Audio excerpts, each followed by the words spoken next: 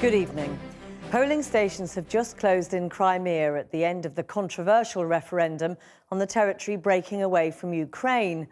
Confident of a vote to join the Russian Federation, Moscow has effectively given Ukraine 5 days to withdraw its troops from the region.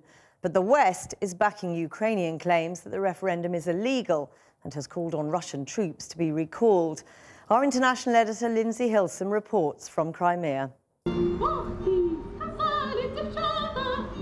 Old Russian patriotic songs blared out from the polling stations.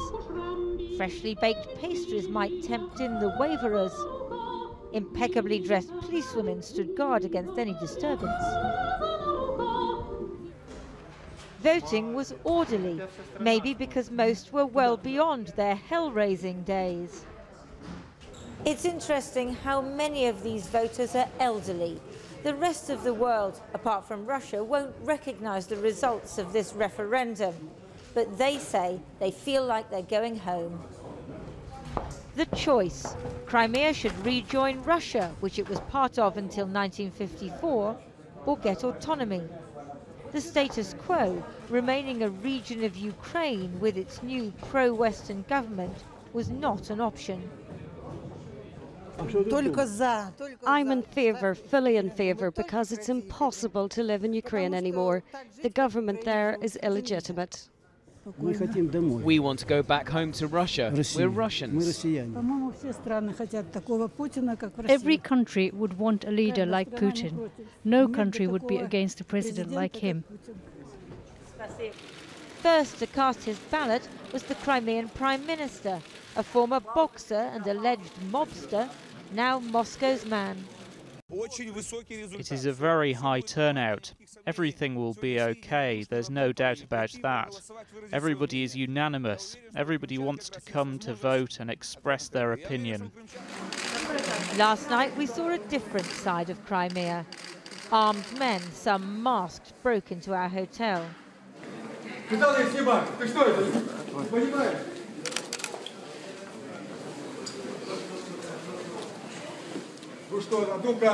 We've told you not to film, they said. We've broken one camera. Do you want us to smash the rest? An official told us these were the armed forces of Crimea on a training exercise. Then the Minister of Defence showed up with another story. Why are these armed men in our hotel? Who are they looking for? It was just a false alarm, he said. They had a tip-off that someone was here. Who? No answer. But this is a lawless land of gangsters. We will probably never know who the armed men really were, nor whom they were after. Today, Russian troops were on the streets of Simferopol, hunched in the freezing rain.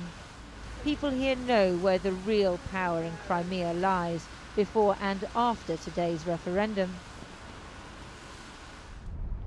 Outside the parliament, guarded by Cossacks, we found one of the international referendum observers, a former associate of Radovan Karadzic from the war in Bosnia.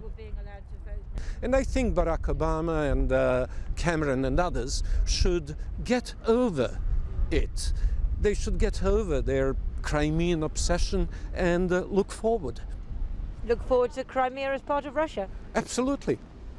And you're happy about that? I thought you were a neutral monitor. No, I am a neutral monitor when it comes to technicalities and when it comes to the observance of their own stated procedures. But everybody has his own personal views. A few miles away, members of the minority Tatar community told me that they had boycotted the vote.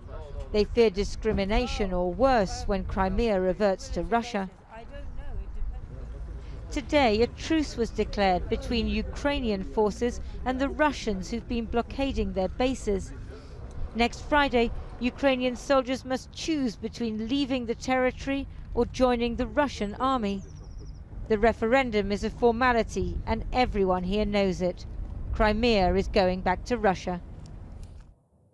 Well, within the last few minutes, the White House has said it rejects the Crimean referendum and has called Russia's actions dangerous and destabilising. Well, Lindsay Hilsum now joins us live from the Crimean capital, Simferopol. I understand, Lindsay, that you have the results of an exit poll now.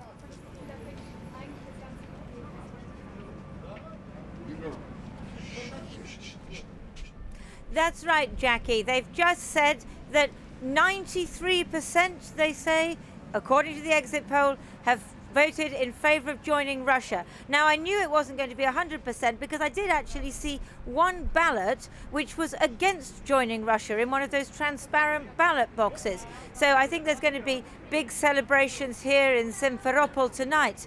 But, you know, this is a very dangerous situation.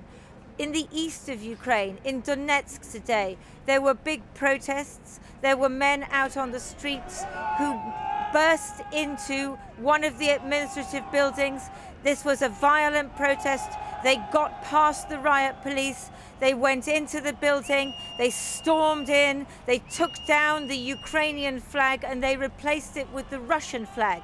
And what the Russians, including President Putin, are saying is that they may need to do something to protect Russian speakers and Russian citizens in the east of Ukraine. They've been saying that for a few days. Another thing happened today, and that is that here on the Ukrainian side, the government in Kiev sent down several dozen armoured personnel carriers. They started moving armour down to the Russian border. Now, there is no way that the Ukrainian military can take on the might of Russia.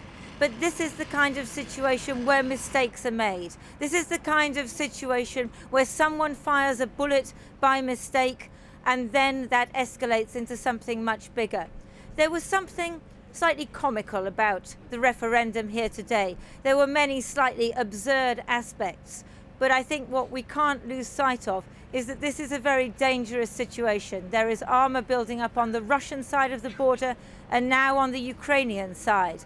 And at the moment, there is no sign from President Putin, from President Barack Obama, from the European Union of any diplomatic breakthrough to end this crisis. Lindsay Hilsum in Simferopol, thank you very much.